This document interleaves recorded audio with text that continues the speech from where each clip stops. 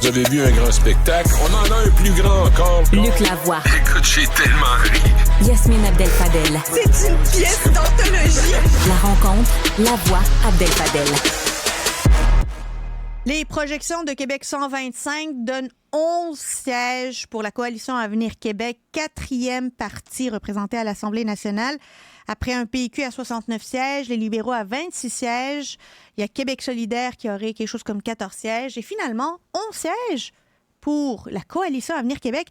Luc, est-ce que c'est un cauchemar pour la CAQ ou est-ce que c'est quelque chose duquel on peut se relever? C'est certainement un cauchemar. Peut-on se relever d'un cauchemar? C'est ça. J'espère. C'est ça vraiment le problème, en fait. Bon, le week-end dernier, c'était les funérailles de M. Mulroney. Ça fait que j'ai de nombreux amis du Canada anglais qui étaient ici, à Montréal. Puis des gens qui ont fait de la politique ou qui ont tourné autour de la politique. Puis ils voulaient que je leur dise ce qui se passait avec le go, comment ça allait, tout ça. Quand je leur disais la vérité, là... Là, ils sont pas tombés sur quelqu'un de bien... Quand tu leur dis la vérité, tu dis, écoute, ils sont partis de 42 puis ils sont tombés à 21 en l'espace d'un an. En fait, en l'espace de 15 mois, plus ou moins. Moins que ça, même, attends. 15 mois. 15 mois, à peu près. Là, tu dis, mais voyons donc, je parle de gens qui ont fait beaucoup de politique. Jamais vu une débâcle de ma vie. Puis en plus, tu le sais, élu en 2018...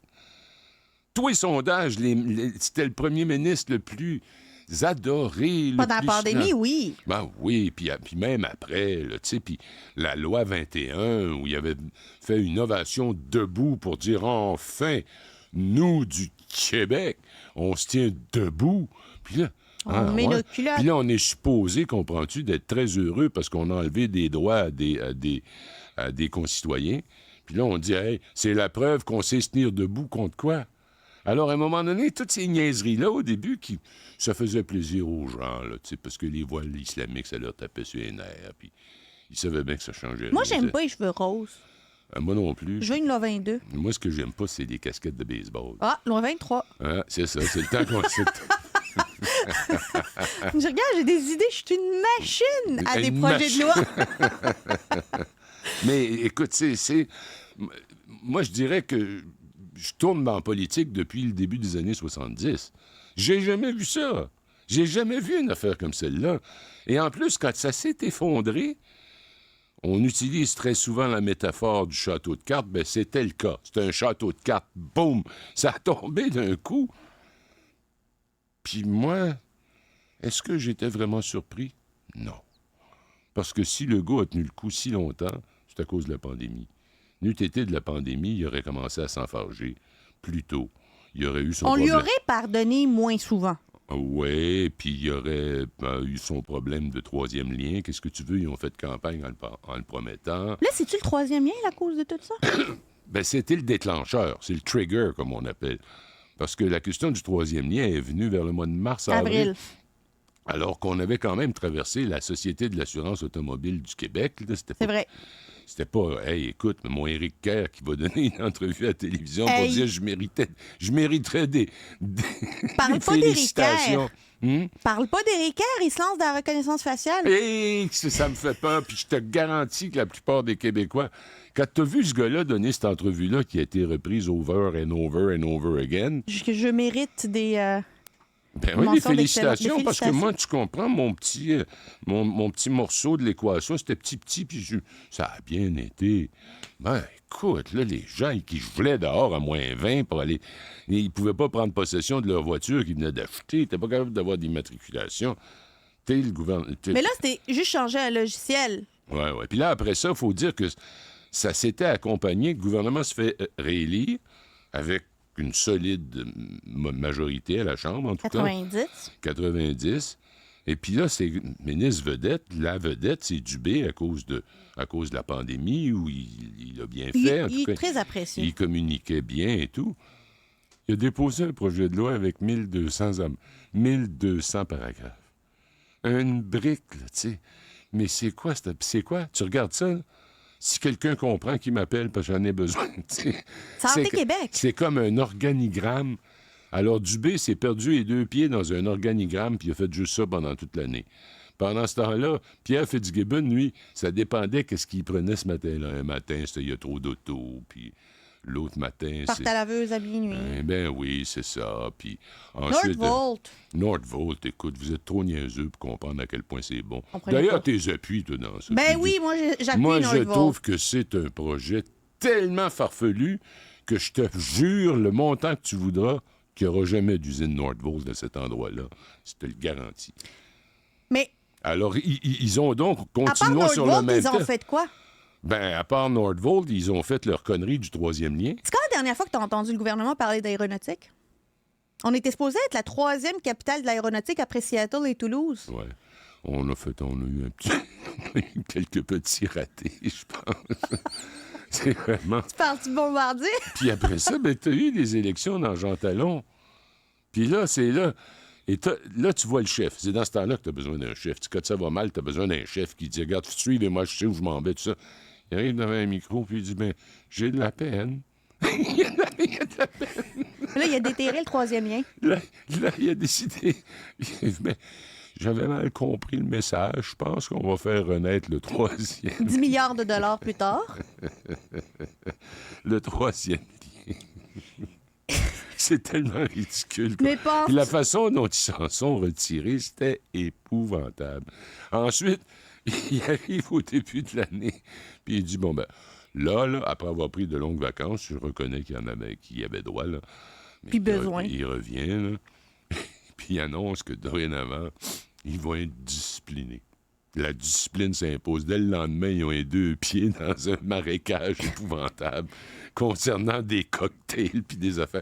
Pour au lieu de lancer la couverture par-dessus puis d'arrêter l'incendie, Ils ont continué à alimenter ça. Ils ont alimenté ça eux-mêmes.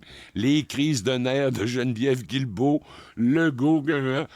Imagine, j'ai vu Jean Charest en fin de semaine aux funérailles de M. Mulroney. Puis là, tu sais, Jean Charest, bon... Il dit, il y a des limites. Y a-t-il quelque chose de plus écœurant que de se faire traiter de Jean Charest? C'est le premier ministre qui a dit ça. À un autre premier ministre Oui, mais non, il disait ça en marchant. Là, il s'en venait. Non, mais c'est ça, mais il l'a dit à propos de quelqu'un qui lui a précédé. Là, la moindre des choses, c'est de respecter l'institution qui est le bureau du premier ministre. Il a été élu 3 fois, Jean Charest, comme premier ministre du Québec, quand même. C'est pas si mal, hein? Alors, ce qui est arrivé, c'est qu'on a vu la vacuité, le vide qui accompagne l'histoire de ce parti. T'as un gars qui s'appelle Legault, qui se trouve de son goût. Il était rentré en politique, je ne l'ai jamais trouvé bon. Il n'a jamais été vraiment frappant ou quoi que ce soit. Puis à un moment donné, il se crée un parti, puis il n'y a aucune base militante. C'est lui qui trouve les comtés où il va mettre des vedettes.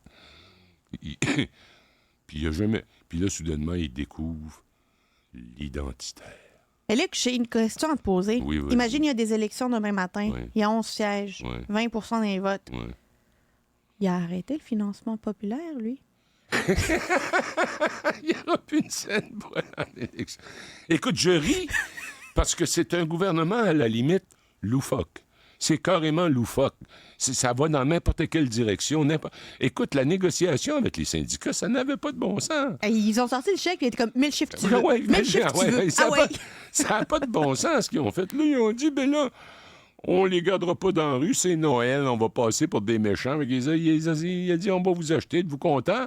Là, il ne peut plus rien faire, aucun de ses projets, il n'y a plus une scène. Il n'y a plus une scène noire qui est là-dedans.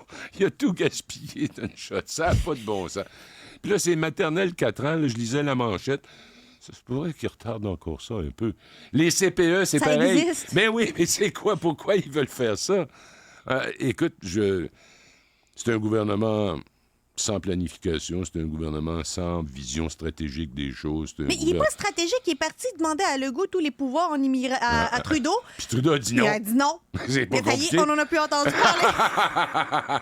Ça me ressemble les filles, là, quand c'est « Maman, je peux-tu avoir un Fruit Loops? » Non, OK. Comment peut-on penser que Trudeau allait dire oui? Trudeau ou un autre, ou Harper, ou Mulroney, ou Chrétien. Ils auraient tous non. Ben voyons, c'est l'essence même de la souveraineté d'un pays de dire ma citoyenneté, je la contrôle.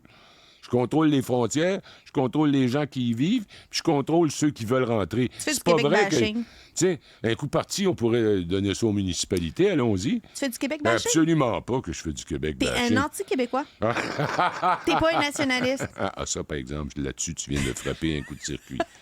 Je trouve le nationalisme l'idéologie la plus rétrograde et la plus dangereuse Est-ce que de tu l'histoire. préfères le terme patriote?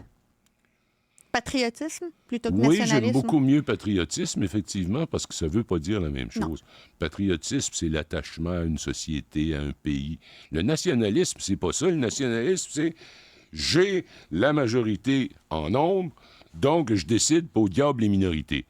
C'est pas mal loin, pardon, Du patriotisme. ouais, on est Qui est très plus loin de ça. inclusif. Hein, comment disait-on? Le patriotisme, c'est l'amour des siens. Le nationalisme, c'est la haine des autres. C'est ça la chose fondamentale.